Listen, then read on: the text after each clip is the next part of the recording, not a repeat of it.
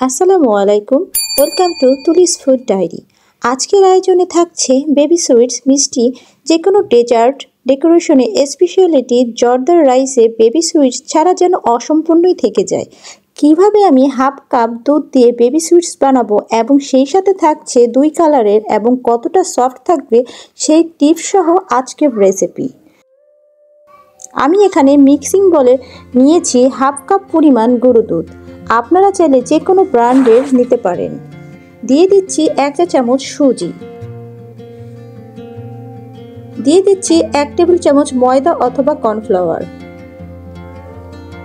দিয়ে দিচ্ছি 1/4 টিএস পরিমাণ বেকিং পাউডার, দিয়ে দিচ্ছি 1 চিমটি পরিমাণ এলাচের গুঁড়ো, দিয়ে দিচ্ছি হাফ চা চামচ ঘি। সবগুলো উপকরণ ভালোভাবে মিশিয়ে নেব। তবে আপনারা চাইলে এখানে রান্নার তেল অথবা বাটার দিতে পারেন, তবে ঘি দিলে খুবই সুন্দর একটা স্মেল হয় মিষ্টিগুলোর মধ্যে। এবার সব উপকরণ ঘিয়ের সাথে ভালোভাবে আঙুলের সাহায্যে মিশিয়ে নিতে হবে, ঘিয়ের চারদিকে সমানভাবে যেন মিশে যায়। এখন ডো তৈরি করার জন্য আমি এখানে লিকুইড দুধ নিয়েছি। আমি একটু একটু করে মিশিয়ে ডোটা তৈরি করে নেব। হাতে এইভাবে মেখে গিয়েছে বলে আপনারা টেনশন করবেন না, কারণ এটা কিছুক্ষণ পর এমনিতেই শক্ত হয়ে আসবে।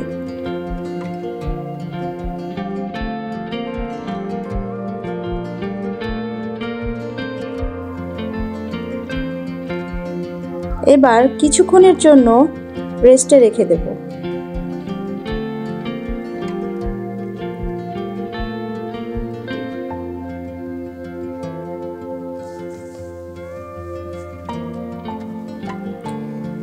এবার সামান্য একটু ঘি হাতে মেখে নেব।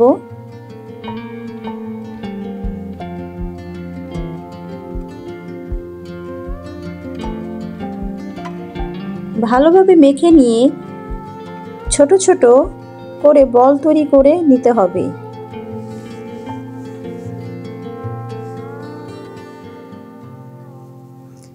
এভাবে হাতের তালুতে একটু একটু করে ডো নিয়ে খুব সুন্দর করে মসৃণ করে মিষ্টিগুলো বানাতে হবে, যাতে কোনো ফাটল না থাকে।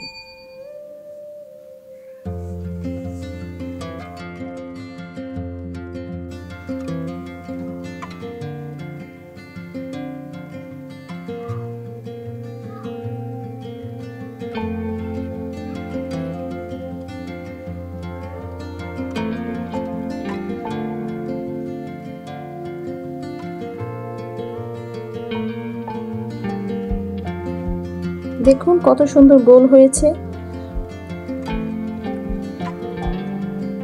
আপনারা চাইলে বলগুলো আরেকটু ছোট করে নিতে পারেন, তাহলে ভালো হবে। আমার মিষ্টির বলগুলো একটু বড় হয়ে গিয়েছে। সবগুলো মিষ্টির বলগুলো এইভাবেই বানাতে হবে।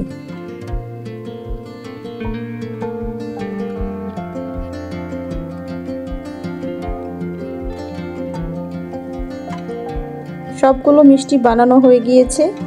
আপনারা আরেকটু ছোট ছোট করে বানাবেন, এতে করে পরিমাণে বেশি হবে। এবার আমি তেলে এই মিষ্টিগুলো ছেড়ে দিব এক এক করে।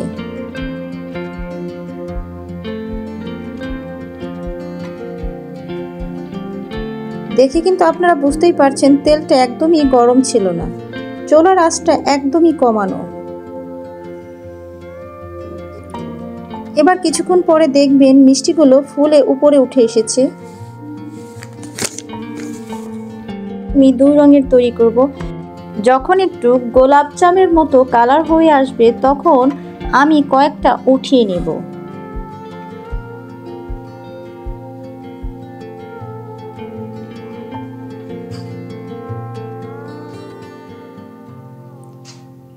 এরপর চুলার জাল বাড়িয়ে দেব। যখন দেখবেন কালো জামের কালার হয়ে এসেছে তখন সবগুলো উঠিয়ে নেব।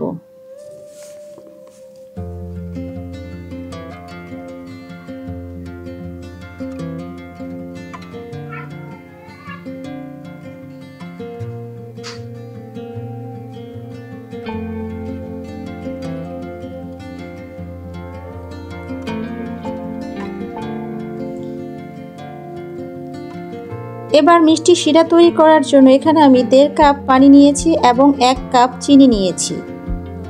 তেজপাতা, এলাচ, দারচিনি দিয়েছি। আপনারা চাইলে স্কিপ করে যেতে পারেন, আমার ভালো লাগে তাই আমি দিয়েছি।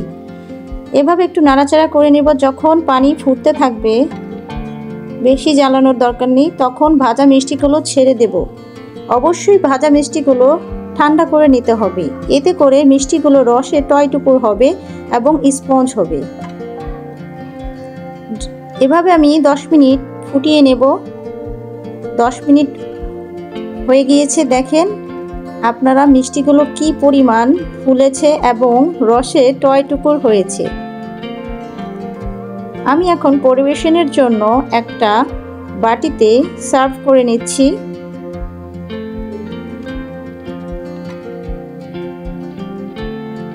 আমি আগেই বলেছিলাম আপনারা মিষ্টির বলগুলো আরেকটু ছোট করে নেবেন, এতে করে মিষ্টিগুলো পরিমাণে বেশি হবে।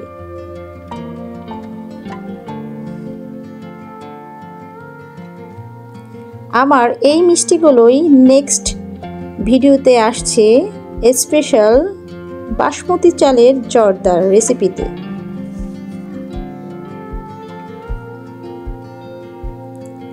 দেখুন বন্ধুরা কি পরিমাণ টয়টুকুর হয়েছে রসে।